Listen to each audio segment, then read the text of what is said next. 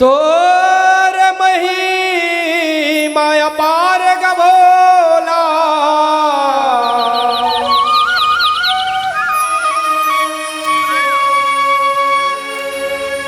कोनो समझ नहीं पावे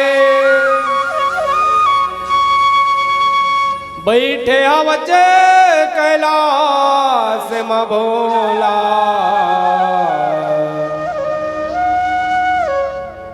तह गधोने रमाए।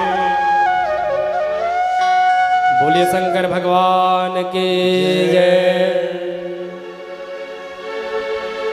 रंगे शिव भोला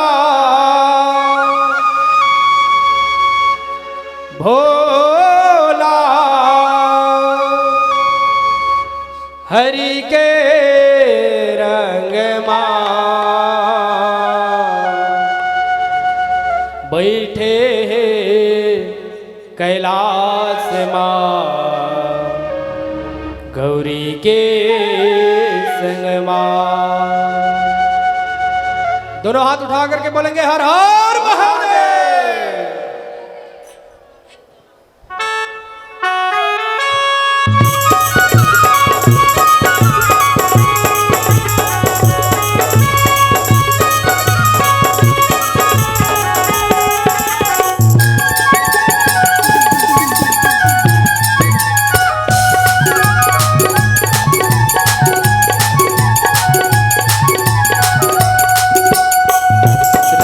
शिव भोला भोला हरि के रंग मां लगे शिव भोला भोला हरि के रंग मां बैठे कैलाश मां गौरी के संग मां भोले बैठे कैलाश मां गौरी के संग मां लगे शिव भोला भोला हरि के रंग मां लगे शिव भोला भोला हरि के रंग मां बैठे कैलाश मां गौरी के संग मां भोले बैठे कैलाश मां गौरी के संग मां।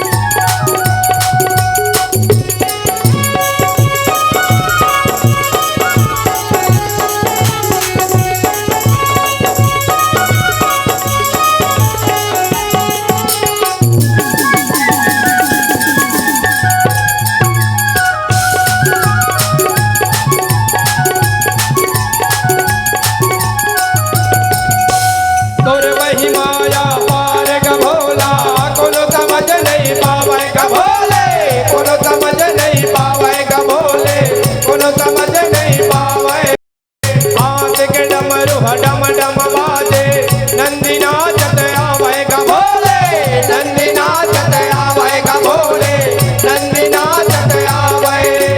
कहते राम के कहानी सुनाते उमा भवानी कहते राम के कहानी सुनाते उमा भवानी प्रभु राम बसे जन्मा जय हो बैठे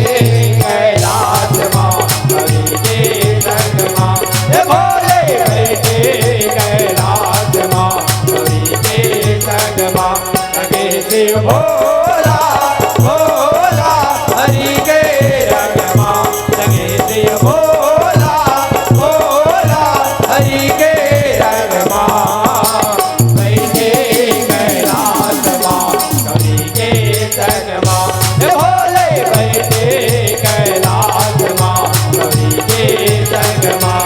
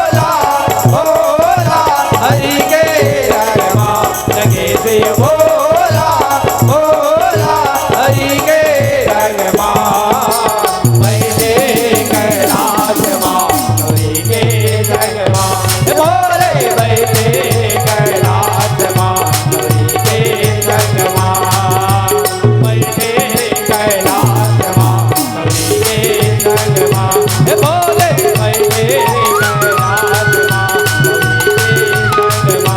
भोले